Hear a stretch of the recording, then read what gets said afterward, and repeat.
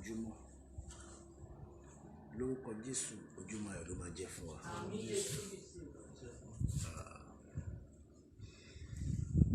Bí a bá lè dúpẹ́ aláìmoore la jẹ́. Lẹ́sẹsẹ Ọlọ́run mú wa tẹ̀síwájú. Kì í ṣe mímọ̀ ṣe wa. Mélòó àwọn tó fẹ́ dàbí àwa ní ìran alààyè ṣùgbọ́n tí a ò fún lórí ọ̀fẹ́. Ṣùgbọ́n wa tá fún lórí ọ̀fẹ́ pẹ̀lú ẹnu kan yìí a sọ wípé Olúwa ṣeun. Lórúkọ Jésù ẹnu kan wọn nìkan. Yeah, we have been on the topic kiss. When I started the topic, people were saying, why kiss? What is the meaning of kiss? And we define kiss the way it ought to be defined. And we have to simplify it again, which we did. And that is why we call it keep it simply simple. Keep it simply simple. Of which we have discussed so many subtopics under that. And I think today we should be able to conclude this topic. And last week we discussed almost 10 or thereabouts, 10 rules, biblical rules that guides us to living a better life. Biblical health laws that we need to follow to live a better life. I want to quickly conclude today. I still have some other points to give, and we'll now go back home and begin to reason on these points. A padà lọlé, a wá lọ ṣe àṣàrò lórí àwọn nǹkan tá a ti gbọ́ láti bí ọ̀sẹ̀ 6 sí 7 tàbí 8. Now this morning we want to continue from where we stopped. The Bible encourages us or told us emphatically that we should bury every waste that comes out of our body. Bíbélì jẹ́ kó yé wa pé gbogbo nǹkan tó ti ara wa jáde tó jẹ́ àìmọ́ la gbọ́dọ̀ bò mọ́lẹ̀. Most especially our feces. Psalm chapter 23, verse 12 and 13. Bible, God gave Moses that law concerning the children of Israel as regards keeping the temple holy. That is why it is not allowed in this church, even in any church, not this our church alone, any church, to allow children to defecate, to mess up the church and the stuff. And the moment that happens, we need to quickly, clear it off. We clear it off so that eyes will not see it. 2, 3, 4 people will not come to see that.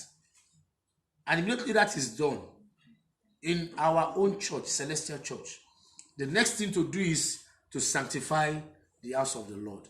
That is what we used to practice then. But now we will run away. We will pretend as if nothing has happened. Somebody will just come and quickly clean up and go. Forgetting that not sanctifying that place will not bring God close to us. Àwọn èèyàn sáré dọ́gbọ́n wọ́n á ṣètò wọ́n sáré nù wọ́n lọ. Ṣùgbọ́n ní ìjọ sẹ̀lẹ̀ àfilẹ̀ fún wa pé bí ọmọ bá ti tọ̀ síbẹ̀ àbí tó yàgbẹ́ sínú church. A gbọ́dọ̀ rí wípé a nù tá bá ti nù kúrò. A gbọ́dọ̀ yàbẹ̀ sí mọ́. That is when we'll come with a bottle of Miss Paris. Sanctify the place so that there will be a very,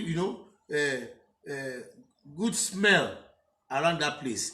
Kì í ṣe òórùn ìdọ̀tí la máa gbọ́. If tí àwa tí a jẹ́ ènìyàn bá ń gbọ́ òórùn ìgbẹ́ tàbí ìtọ̀ tá ń sá, mélòó Ọlọ́run tí a ń pè ní ẹni mímọ́, ṣé ló pé lè súnmọ́ bẹ̀? Deuteronomy 23. Kí ìwọ kí ó ní ibì kan pẹ̀lú. Lẹ́yìn ibùdó. Kì í wá ń ṣe church nìkan. Even gbogbo ilé ló gbọ́dọ̀ wá ọgbọ́n láti níbi tí wọ́n máa ṣe ìdọ̀tí wọn sí. Kí ìwọ kó sì ní ìwàlẹ̀ kan. ẹ wá gbọ́, it is mandatory for every family, every individual. Níbi tí a ti ní toilet, tí a ti ní ṣáláńgá, àbí mo rántí ayé old school wọ́n sọ pé àwọn ẹlẹ́bẹ̀ òru mascara, àwọn tó máa ń gbé pókìtì. Many of us will not understand that, but àwọn tó ti dàgbà bí ó yé wọn. Pókìtì òru náà máa wá ń gbé, tó bá dé rẹ́rìn pẹ́rẹ́ wọ́n á fọwọ́ sí báyìí, wọ́n á ṣan sí ẹ lára. Àgọ́ táwa ń gbé tá à ń pawó ń bẹ̀ ló ń fi wá ṣe ẹ̀yẹ pé àwa olóorun wọn náà gba ọ̀run tiẹ̀. Bíbélì sọ pé ká ní ìwàlẹ̀, so everybody that worships in a church, tí gbogbo wa bá tẹ̀lé máa ra àdá wá, ó mì pé ibi tí wọ́n ti ní ṣáláńgá tàbí latrine àbí kí ló ń pè ṣáláńgá lọ́nà latrine àbí normal toilet, wọ́n gbọ́dọ̀ ní ọkọ́ ìwàlẹ̀ náà pé jẹ́ pé tó bá jù sílẹ̀ báyìí gbàm á bu ilẹ̀ sókè. Bí ẹ bá wá ya ìgbẹ́ yẹn tẹ́ ya sínú kan àbí tẹ́ bẹ̀rẹ̀ mọ́lẹ̀ ibi tẹ́ wà yẹn, ẹ bẹ̀rẹ̀ mọ́lẹ̀ sójú bẹ̀, ẹ yà síbẹ̀, ẹ wá mú iyẹ̀pẹ̀ yẹn, kí ni Bíbélì sọ? Ó ní àá fi bò ó. Nígbà tí ìwọ bá gbọ̀nsẹ̀ lẹ́yìn ibùdó, kí ìwọ kí ó fi ìwàlẹ̀. Ẹ rí i pé wọn ò mú tọ́lẹ̀tì àti chọ́ọ̀chì mọ́ra wọn. Wọ́n ní lẹ́yìn ibùdó náà pé ẹ̀yìn ibùdó, tọ́lẹ̀tì gbọ́dọ̀ jìnnà sí church torí òun ò lè ṣe kó má ti bẹ̀ jáde. Kí ìwọ kí ó sì yí padà, kí o bò ó. Tó o bá ti lè yàgbẹ́ sí ilẹ̀, Bíbélì sọ pé yí padà kó ṣe kí ni? Bò ó ohun tó ti ara rẹ jáde, má jẹ́ kó rí ẹ lára. Bò ó. Kí ni ìdí ẹ̀? Tá bá fi ìgbẹ́ wálẹ̀ ṣíṣí máa balẹ̀, flies will come upon those things. Àánú àwọn èèyàn tó ń ṣe ọ̀bùn ó ṣe mí, they will continue to be sick. Wọn lè ní àlàáfíà. When you are dirty, you are calling sickness to come. You are inviting sickness. Tí eṣinṣin bá bà sórí ẹ̀, what happens? Á tún lọ bà sórí oúnjẹ tó fẹ́ jẹ. That is why whether you are rearing animal, you have so many little children around you, don't be a dirty person. Otherwise, you continue to be sick. If you want to have sound health, má ṣọ̀bùn. Lórí tí ṣíṣí bá bà lé ìgbẹ́ yẹn tó lọ, kí ló máa ṣẹlẹ̀ yẹn? Ìgbẹ́ gbuuru. Kí náà ń pè? Cholera.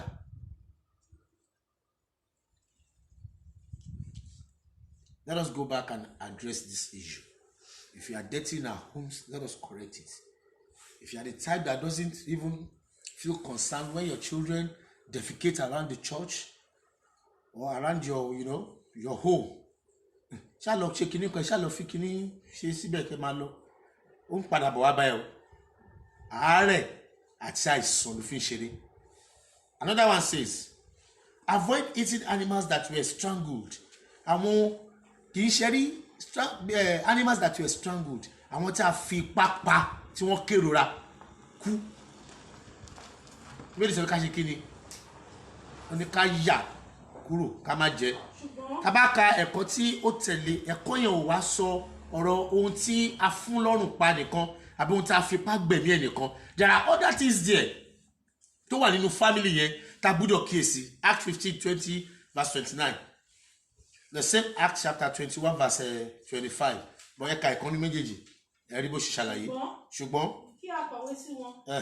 Kí wọn kí ó fà sẹ́yìn kúrò nínú èrí òrìṣà. Ẹ máa gbọ́ o, ibi tí Ọlọ́run ti bẹ̀rẹ̀, you want to live healthy life. Èrí òrìṣà, tẹ́ bá lọ síbi tó ti ń sin òrìṣà, bóyá ilé olórìṣà ló ti wá àbí òkọjá bí tó ti ń sin òrìṣà. Tó bá lọ bẹ̀, wàá rí i pé ibi tó bá pa ẹran wọn sí, ibi ẹ máa ṣe ṣìn yamayama ló máa rí. Eṣinṣin máa lọ bẹ̀, ó máa fò padà wá sí ibi tí ìwọ náà wà. Ìwọ náà sá fún èrí òrìṣà. Don't get close to it because it is dangerous to your health. Àti kúrò nínú àgbèrè. Àti kúrò nínú. Ẹ̀mọ́ díẹ̀ a sọ pé nǹkan pọ̀ ń bẹ̀. Tó bá sá fún èrí òrìṣà, Bíbélì sọ pé you want to be healthy, sá fún àgbèrè. Why? There are so many sicknesses outside now. my mother used to tell me something well taba ti ṣe nígbà yẹn wá sọ pé àtọ̀sí tọ́sí ẹ mágùn ni òye àtàtọ̀sí àti mágùn àìsàn tí kò fún ara lálàáfíà ni ẹni bá kó àtọ̀sí syphilis staphylococcus àbí ẹni tó bá kò lè ní àlàáfíà kàmáta sọ pé ẹni tó kó mágùn ọ̀run straight. So why are you trying to engage or get involved in fornication and adultery? You are only trying to reduce your lifespan. Torí oríṣiríṣi àìsàn ló wà níta. Ìwọ ló bà lélẹ̀, ó bà létọ̀hún, ó sọra di wọléwọlé. O ní lè ṣàlàyé ìṣe nígbà yẹn láti ẹ̀ máa ń kọrin náà ní kékeré wá ní wọléwọlé kí lẹ rí o tàn wíjí yànmùyànmù. But this time around you won't be able to sing tanwiji or yom because your mouth you won't be bold enough to say momatiko age. You won't be strong enough to tell people I have even syphilis, sexually transmitted diseases. You won't be bold enough to tell people that this is what is happening to your life. Then you begin to go to pharmacies, meeting pharmacists, our fake pharmacists that are many now. When you run to a pharmacy, everybody believes those people selling drugs, they are all pharmacists. It's a lie. They are only selling drugs using some other people's certificates. So they present themselves as a doctor or as a nurse, except for few of them who are registered doctors, registered pharmacists, who employ those that are also in that line. Kì í ṣe àwọn style tí à ń lò sí any little thing ọmọ Igbo kọ́ máa ṣíṣọ́ gbogbo á dẹ̀ máa ta òun lọ. Wọ́n á bẹ̀rẹ̀ sí ní kó oríṣiríṣi fáwọn èèyàn jẹ. People will not be bold enough, to come out and say, I am a carrier of STD. I am a carrier of HIV. In fact, it has graduated to become AIDS. Bible wonders. You want sound health? Stay away from these things. Àti kúrò nínú ìlọ́lọ́rùn pa. Àti kúrò nínú ohun ìlọ́lọ́rùn pa. Ìyẹn ni strangle. Whatever is being strangled, Bible said, don't eat it. Kò dẹ̀ sígbà tí a kì í jẹ ọ̀pọ̀lọpọ̀ wa. Àwọn tá máa ń jẹ suya dáadáa. Àwọn tá máa ń jẹ suya chicken, suya pie àbí bí kí ni máa ń pè é. Many of these things wọ́n roast fún wa yìí. Bóyá èyí tó jábọ́ lórí mọ́tò. Thank God, àrírú ẹ̀kọ́ ń bì. Mi ò sí ń bì but I had it. Wàá tó já sí kọ̀ǹkà yẹn. Tí ó bá ń ṣe pé àwọn èèyàn ló ṣètò bó ṣe kú. Ṣé mọ̀ pé lẹ́yìn tó bá kú sínú kọ̀ǹkà yẹn, people will still go there and cut the meat. Wọ́n á jẹ. Bójá àwọn Haúsá yẹn náà nítorí pé wọ́n rí pé àwọn èèyàn ti wà ń bẹ̀, Yorùbá wà ní àràǹdè, wọ́n ṣe ojú ń bẹ̀ pé ẹ pa ẹ jẹ. Tó bá yẹ pé àwọn ni, wọ́n máa wò tó bá kú ń bẹ̀, wọ́n bọ̀ wá fa ẹran ẹ̀. Wọ́n ń kó lọ sí ẹ̀gbẹ́ títì fún wa. A lọ jẹ barbecue. A lọ jẹ suya. Wọ́n bọ́mọdé ṣeré alẹ́ o suya yà. Àbí bẹ́ẹ̀ kọ́. Àyè máa ń kọ́ nígbà táwọn kékeré nìyẹn. Àwa máa jẹ nǹkan. Àwọn nǹkan tá a jẹ́ ní. The reason why Bible is telling us this is this. Those things that are dead, that we eat, will carry some diseases or they have some viruses tó wà nínú system wọn náà. Àwọn kìíní àti dàgbà lẹ́yìn ikú wọn, wọ́n máa kí ló máa ń pè kìíní ẹ̀ ní microbiology, wọ́n á pè wọ́n culture nǹkan, àbí? Ní culture yẹn, a fi kìíní ẹ̀ sílẹ̀ for some days láti wò ó bóyá kìíní yẹn máa develop more and more. Àbí after few days, kò lágbára àti lọ sókè mọ́, ó kú. Ṣé àwa wá lè ráyè culture ẹran yẹn? Gbogbo nǹkan tó wà lára yẹn la máa gbé jẹ bẹ́ẹ̀. About the problem sí àgbàrá wa. Àwọn àìsàn kan wà nínú ẹlẹ́dẹ̀. Bẹ́ẹ̀ sọ ká má jẹ ẹlẹ́dẹ̀, ó mọ̀ díẹ̀. Ó ní ká má jẹ àwọn ẹran kan, ó mọ̀ díẹ̀. Nítorí pé wọn ò ní fún àgọ́ ara wa ní àlàáfíà. Ìyá. Àti kúrò nínú ẹ̀jẹ̀. Ẹ̀jẹ̀. Bible sọ̀rọ̀ kan, ó sọ̀rọ̀ ńlá o. Ẹ̀jẹ̀ tó rọra dárúkọ yẹn. Bíbélì sọ pé ṣé Genesis chapter 9, ó sọ fún wa pé nínú ẹ̀jẹ̀ ni ẹ̀mí wà. So if you are eating blood, àwọn kan wà bí tó bá ti pẹran wọ́n máa gba ẹ̀jẹ̀ wọ́n á dààmú one tó bá mú àwọn míì á sè wọ́n á jẹ wọ́n á gbé mu nígbà tó bá mú yẹn gbogbo àìsàn tó wà lára ẹran yẹn pátá lọ gbé jẹ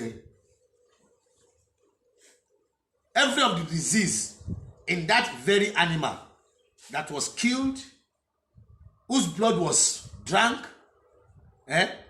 wọ́n ti kọ́lé sí wọn náà lára. Ẹni pé ìjọ̀gbọ̀n ńlá ni, ẹni pé Ọlọ́run ò fẹ́ wa fún ibi, àwa là ń fi ibi ṣera wa. Another one says, avoid animals that die by themselves. Bíbélì sọ pé ká tí wá yà fún ẹran tó kú fúnra rẹ̀. Ẹ jọ̀ọ́, is God not good to us? He gave us things to do and things not to do. Méjèèjì yẹn fẹ́ jọra wọn. Tẹ́ran bá kú fúnra rẹ̀, ó mọ orúkú tó pa ni. Ṣé ó mọ àìsàn tó ṣe tó fi kú? Àtúbàlẹ̀ ti kú yẹn ó ti lọ nìyẹn. Àìsàn tó ṣe yẹn kò tí ì lọ tán because ó ṣì wà nínú system yẹn, ó wà lára ẹran yẹn, ó wà ní ọ̀pọ̀lọpọ̀ ojú wa máa ń wò pé mo dẹ̀ ti ń bọ́ adìyẹ yìí látọjọ́ ẹ̀ tí mo ti ń bọ́ ó wà lọ má pa ọ́ má jẹ nǹkan mi o. Jẹ́ continue láti jẹ́. Ibi tí a tún máa ṣe sí ẹlòmíì bá tiẹ̀ tí wá fẹ́ jẹ́ gan ibi tí ó kalára dé kò ní lè farabalẹ̀ ṣe kó jiná dáadáa kó gbóná kí àwọn kìíní yẹn kí heat kó pa wọ́n.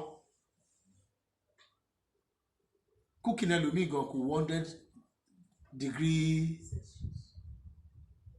akọ̀sáré pòpọ̀ ní pápápápápá òun kò jẹ́ bẹ́ẹ̀ ni àìsàn ni cook very well.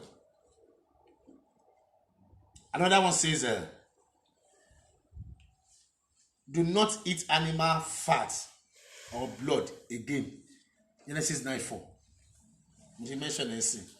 Bíbélì ó sọ fún wa emphatically, don't eat fat. Why?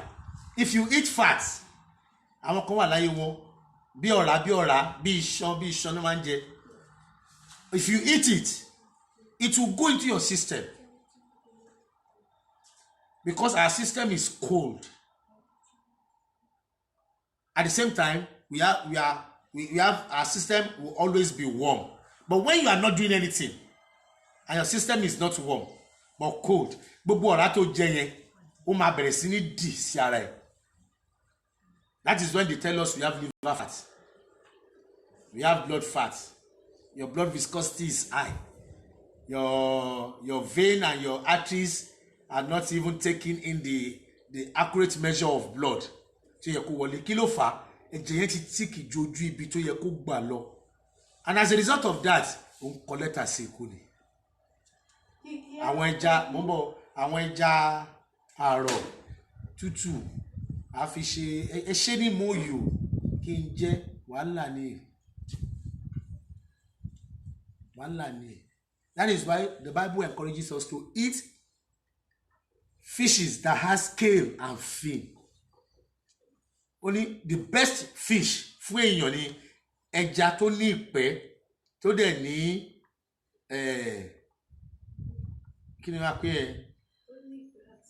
àti fẹsọ ní Yorùbá ni fin is called labẹ́labẹ́ àbí tó bá ti yàtọ̀ sí yẹn Bíbélì sọ pé ní other thing tá a bá jẹ àkóbá ló máa jẹ fún ara wa. But every day we go out and start looking for Titus, we look for catfish. Because if you buy catfish in Italian, you want people to meet you eating catfish, Babalo, at your own detriment.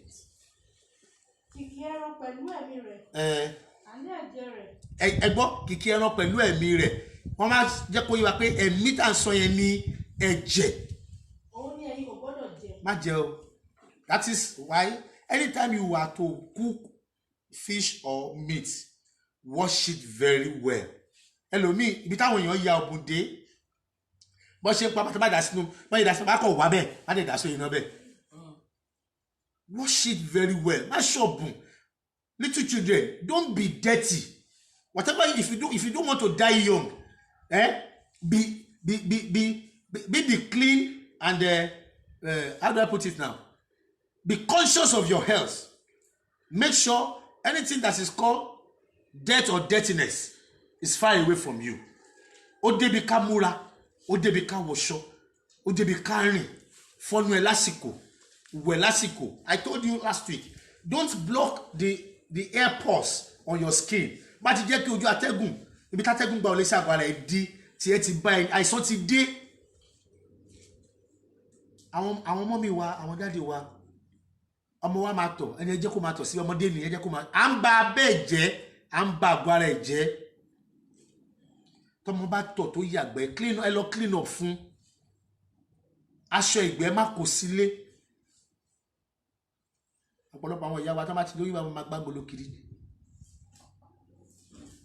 Àlòmí ti ẹ máa rò pé bóyá ever water ló gbé dání àbí 7 up. Èmi ẹ má bàa mọ̀ á lọ wá ike tó dúdú ọlọ́dẹ tí wàá kẹ́ wọ́n sì wọ́n ti ṣèkọ́ wọ́n pè ní bold ginger bold ìyẹn brown ẹ̀ ní rí nǹkan tó wà bẹ́ẹ̀ ìtọ́ ni o bá lè jẹ́ olè tó jẹ́ lójú kòkòrò lọ́yọ́jú sí akọ̀ da itọ́ aláboyún mu àbí kò da itọ́ aláboyún kò dá sínú omi tó gbé kaná àbínú ọbẹ̀ kó bá rẹ̀ nìyẹn. And let me tell you this again, you want to be healthy, don't put your trust in men. Trust the Lord alone. Proverbs chapter 4 verse 20 to 22. I wouldn't want us to read that Proverbs. I want us to read Jeremiah chapter 17 verse 5 to 8. Jeremiah 17 5 to 8. Níbẹ̀ yẹn ó ṣàlàyé the first statement níbẹ̀ ó ṣàlàyé fún wa irú ìgbé ayé tí ẹ ká gbé tó o bá ti gbé ìgbé ayé yẹn if you are far from that lifestyle you are finished. Báyìí ni Olúwa wí. Underline ẹni tó fi ènìyàn ṣe ìgbẹ́kẹ̀lé Bíbélì sọ pé kí ni ègbé ni fún. Ẹni tó fi ẹlẹ́ran ara ṣe apá I cannot do it but I know with this person I can fly. With this person I will be able to do this. Bíbélì sọ pé kí ni ègbé ni fún wọn because nígbà tí ènìyàn bá já ikulẹ̀ ikú ló kàn. Ọjọ́ tẹ́ni tó gbẹ́kẹ̀lé bá disappoint ẹ sickness abẹ́rẹ́ kò bá má dẹ̀ jẹ́ lágbájá o mo dẹ̀ trust her so much ibi tó bá rẹ̀ dé nìyẹn. Ẹni tí ọkọ rẹ̀ sì kúrò lọ́dọ̀ Ọlọ́run nítorí pé yóò dàbí aláìní. Ẹ máa gbọ́ o Bíbélì sọ pé ẹni tó fi èèyàn ṣe ìgbẹ́kẹ̀lé kí ni aláìní ni. Tí kò sì rí pé rere ń bọ̀ ṣùgbọ́n yóò gbé ibi ìyàngbẹ ilé wọn nìyẹn. Ẹ máa gbọ́ wọ́n sọ pé kò ní rí torí pé èèyàn ló fi ṣe ìgbẹ́kẹ̀lé even when God is talking kò ní rí pé ire ń bọ̀ nínú ìyàngbẹ ilé ló máa gbé.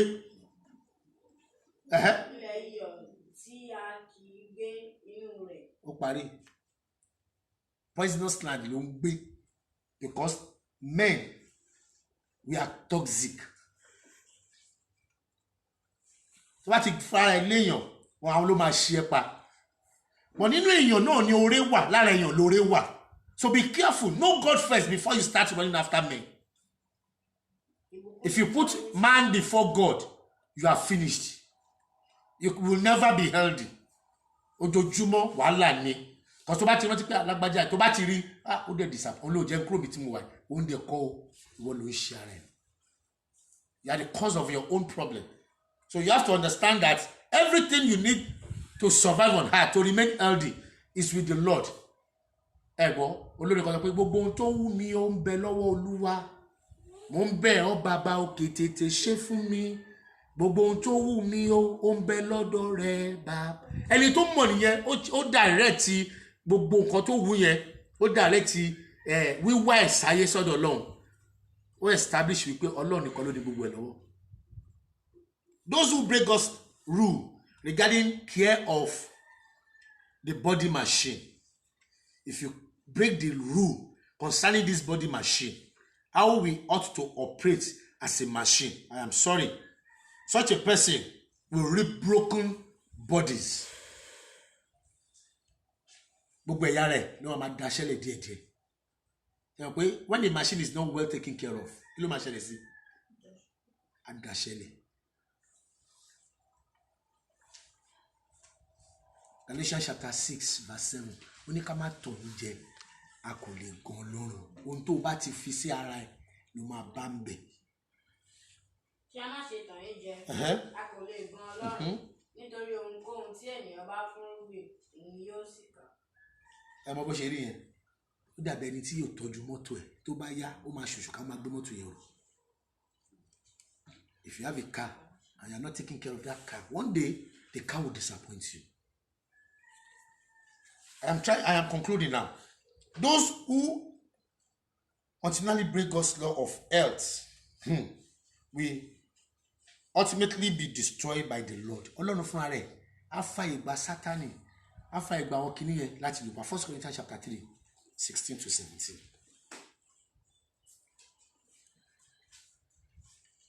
Breaking the law is like ẹ̀yin kò mọ̀ pé tẹ́ḿpìlì Ọlọ́run ni ẹ̀yin ṣe àti pé ẹ̀mí Ọlọ́run gbé inú yín bí ẹnìkan bá ba tẹ́ḿpìlì Ọlọ́run jẹ́ òun ni Ọlọ́run yóò parun. Ó parí o. Nítorí pé mímọ́ ni tẹ́ḿpìlì Ọlọ́run. So if you are not taking care of your body o ti súnmọ́ kòtò.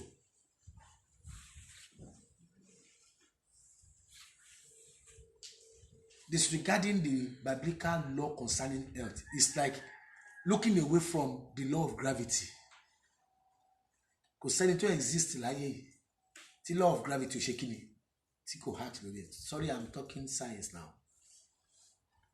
Bí ènìyàn bá kó ẹrù sí mọ́tò tẹ́rù yẹn bá pọ̀ ju bó ṣe yẹ lọ tí o bá consider gravitational law mọ́tò yẹn máa ṣe kí ni ó máa dànù. That is àtúnṣe one wa wípé there should be a speed limit nítorí gravitational law ni. Nothing defiling or unclean will be permitted in the kingdom of God. Kò sí ohun tí ó jẹ́ àìmọ́ tí ó jẹ́ aláìyẹ tá a máa gbà láàyè níjọba Ọlọ́run. Revelation 21:27, Ezekiel 11:21. So yẹ ká padà ká lọ wò dáadáa má gbàgbé o Daniel chapter 1 verse 8. Àwọn Hébérù yẹn yára wọn sọ́tọ̀ wípé àwọn ò ní jẹ nǹkan tí ò tọ́ because Babylon náà wà. If they eat anything in Babylon wọ́n mọ̀ ẹ bá gbàgbé pé aka Acts chapter 20 lẹ́kan verse 15 ó sọ fún wa wípé ká sá fún àwọn èérí òòṣà òun ni àwọn Hébérù yẹn sá fún ní Babylon. If not they will have been defiled and that will be the end of the please don't read again. That will have been the end of the whole story. That will have been the end of the whole story. Let me leave you with this. The devil says freedom is found in disobedience. Satan, you disobey. If you want to be free, begin to disobey. When Satan say, "Báyé sọ gbẹ, wọ́n gbàgbé jáde kí lọ́lọ́run dá gbogbo ẹ̀ fún, gbogbo ìjọ jíjẹ ni lọ́jẹ́." At the end of the day, when the sickness or the pain starts, I will not be the one to carry the pain. You will carry it yourself. Àwùjọ àwa tiẹ̀ àwa di wàhálà. So keep your health simple. Follow biblical laws. Do it as being prescribed by the maker of our life. Whatever you have, before you start using it, you have to go through the label, through the manufacturer's manual that will tell you this is how to operate it. If you don't operate it using that manual, the next thing you see is you damage your equipment, and that is what is happening to us because we are living our life not using the manufacturer's manual, which is God's manual, and that is the Bible. That is why every day we encounter problems financially, health-wise, in our prayer life, in everything we do. So to get better, keep it simply simple. Thank you.